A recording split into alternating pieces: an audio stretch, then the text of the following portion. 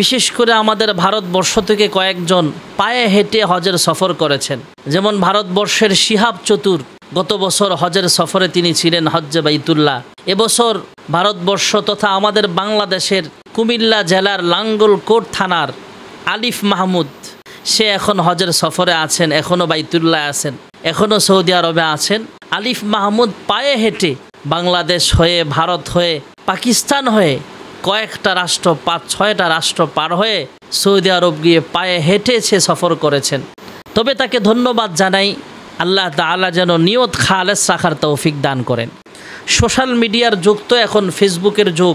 ইদানিং এই হজের পরও ভারতের একজন মহিলা যার নাম হলো সানা আনসারি, আর আমাদের বাংলাদেশের একজন গাইবান্ধার আলম আলী নামে এক বৃদ্ধ, এই দুজন অলরেডি মক্কার সফরে রওনা হয়ে গেছে। এখন প্রশ্ন হলো, পুরুষ মানুষ সে হজে যাবে ঠিক আছে পায়ে হেঁটে, মহিলা মানুষ সানা আনসারি সে যে যাবে, সে তার যাওয়াটা কতটুকু শরীয়ত সম্মত? এবার আপনারা বিস্তারিত শোনেন। ভারতের যে শিহাব চতুর, আমাদের বাংলাদেশের যে আলিফ মাহমুদ, ওনারা পুরুষ মানুষ, ছেলে মানুষ।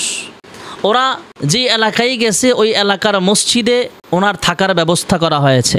সে কোথায় আছে বাংলাদেশ সরকার তাকে ফলো করেছে, বাংলাদেশের লক্ষ লক্ষ ফলোয়াররা তাকে ফলো করছে। সে এই মুহূর্তে পাকিস্তানে আছে, পাকিস্তানের লক্ষ লক্ষ মানুষ, হাজার হাজার মানুষ তাকে ফলো করছে।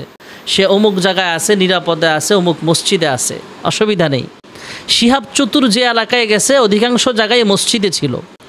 প্রতিদিন 20 থেকে 25 কিলোমিটার হাঁটা লাগবে, একজন পুরুষের দ্বারা এটা সম্ভব। তারপরও এই কষ্ট করাটা, এটা আসলেই শরীয়ত ওইভাবে এত সওয়াবের কাজ এটা মনে করে না।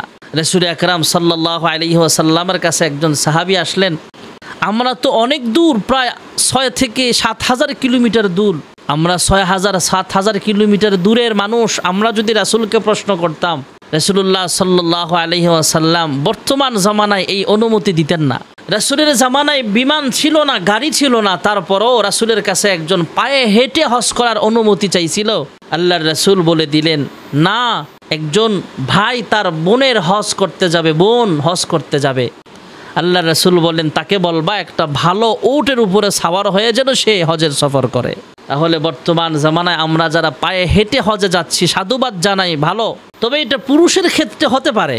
আর ভারতের সানা আনসারি মহারাষ্ট্র থেকে রওনা হয়েছে, সে বলতেছে আমার গার্জিয়ান যাবে, তবে আমার সাথে না, সে বিমানে যাবে হজে। না, এটা শরীয়ত আপনাকে কখনো সাপোর্ট করে না, কারণ পুরুষ মানুষই তো অনেক বিপদের সম্মুখীন হয়ে যায়। আমাদের বাংলাদেশের আলিফ মাহমুদ শুনেছিলাম সে নাকি ডাকাতের কবলে পড়ে গিয়েছিল, তার টাকা পয়সা সব ছিনতাইকারীরা মোবাইল সহ নিয়ে গিয়েছিল।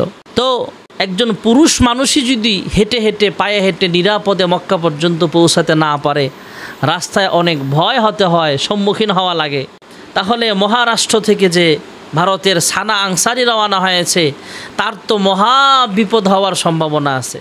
কারণ সে তো একজন নারী, সে বিভিন্ন জায়গায় বিভিন্ন শয়তানির প্রলোভনেও পড়তে পারে, মানুষের চক্রান্তও পড়ে যেতে পারে। এই জন্যে বলবো, আমার এই ভিডিওটা যদি মহারাষ্ট্রের মানুষ দেখে থাকেন, অথবা সানা আনসারি নামে যে মহিলা হজের সফরে রওনা হয়েছেন, আপনি যদি আমার ভিডিওটা শুনে থাকেন, পেয়ে থাকেন, আপনাকে বলতে চাই যে আপনি এই ভাইরাল হওয়ার যে একটা নেশা, এটা থেকে নিজেকে মুক্ত রাখেন। আপনার স্বামী যদি বিমানে মক্কায় যেতে পারে হজ করার জন্য হজের সময়, তাহলে অবশ্যই আপনাকেও আল্লাহ তাআলা তৌফিক দিয়েছেন বিমানে হজে যাওয়ার জন্য, আপনি সেভাবেই যান। অতএব পায়ে হেঁটে যাওয়াটা ভালো, তবে বর্তমান জামানায় এটা মাসআলা শরীয়ত সম্মত। মুফতি সাহেবদেরকে যদি আপনি জিজ্ঞেস করেন, ওনারা সমর্থন জানাবে না। হ্যাঁ, আপনি যান। আমি একটা জিনিস আজকে হিসাব করলাম, যে আমরা যারা মনে করতেছি যে আমার কাছে 5 লাখ টাকা নাই, তাই আমি পায়ে হেঁটে হজে যাব, একবারও কি ভেবে দেখেছেন? আমাদের বাংলাদেশের আলিফ মাহমুদ, ভারতের শিহাব চতুর, ওরা যে 4 মাস 6 মাস লাগায়া হজের সফরে হেঁটে হেঁটে গেছে, ওদের খরচটা কত হয়েছে? আমি তো মনে করি আমরা বিমানে আসা যাওয়া করলে যে খরচ হতো, এর চাইতে খরচ কম যায় নাই। একটা মানুষ সারাদিনে না গেলেও তো তার খরচ সর্বনিম্ন হলো 2 থেকে 2,500 টাকা তার খরচ আছে এই যে সফরটাতে। আপনি হিসাব করে দেখেন, শুধু বাংলাদেশের হিসাব করলে হবে না, ভারতের হিসাব করেন, ভারতের খাবারের হিসাব করেন, পাকিস্তানে গেছে পাকিস্তানের খাবারের হিসাব করেন, আবার অনেক জায়গায় হোটেলে থাকা লাগছে, হোটেলে থাকার বিলের হিসাব করেন। এভাবে হিসাব করে দেখবেন যে একটা লোক 6 মাস তার প্রতিদিন 1.5 থেকে 2,000, 2 থেকে 2,500 টাকা খরচ আছে। তাহলে এই লোকটা পায়ে হেঁটে যায় লাভটা কি? এই জন্য আসুন এই সমস্ত জিনিস থেকে আমরা কিছুটা হলেও সতর্ক হই। পায়ে হেঁটে যাওয়াটা অনেক ফজিলতের বিষয় তা না। যাকে আল্লাহ বর্তমানে তৌফিক দিয়েছেন বিমানে যাওয়ার, জাহাজে যাওয়ার, গাড়িতে যাওয়ার, সেই যাবে। অতএব সানা আনসারি নামে যে মহিলা রওনা দিয়েছে, এটা আজও তার উচিত হয় নাই এভাবে মাহরাম ছাড়া, স্বামী ছাড়া একা একা সফর করা। এটা তো হজের লম্বা সফর, লম্বা সফর। ভারতের মহারাষ্ট্র থেকে ভারতের কয়েকটা রাজ্য পার হতে হবে, পাকিস্তান বর্ডার পার হতে হবে, কয়েকটা রাষ্ট্র পার হয়ে সৌদি আরবে যাওয়া লাগবে।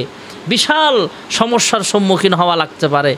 এজন্য ভারত সরকারেরও দায়িত্ব তাকে বারণ করা, এভাবে না যাওয়া উচিত নয় এটা।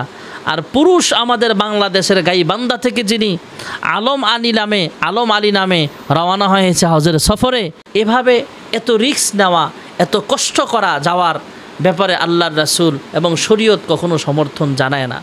তারপরও শিহাব চতুর সহ, আলিফ মাহমুদ সহ যারা হজের সফরে পায়ে হেঁটে গিয়েছেন, আল্লাহ তাআলা তাদেরকে জাযায়ে খায়ের দান করুক। তবে মহিলাদের ক্ষেত্রে, সানা আনসারীর ক্ষেত্রে আমরা কখনো সমর্থন জানাতে পারি না। আল্লাহ তাআলা এই সমস্ত ফিতনা থেকে আমাদের সকলকে হেফাজত করুন এবং মানিস্তাতা ইলাইহি সাবিলা, যাদের উপরে হজ ফরজ অবশ্যই যেন হজ্জে বাইতুল্লাহ করতে পারে, আল্লাহ তৌফিক দান করেন। আমিন। ওয়া আখিরু দাওয়ানা আনিল হামদুলিল্লাহি রাব্বিল আলামিন।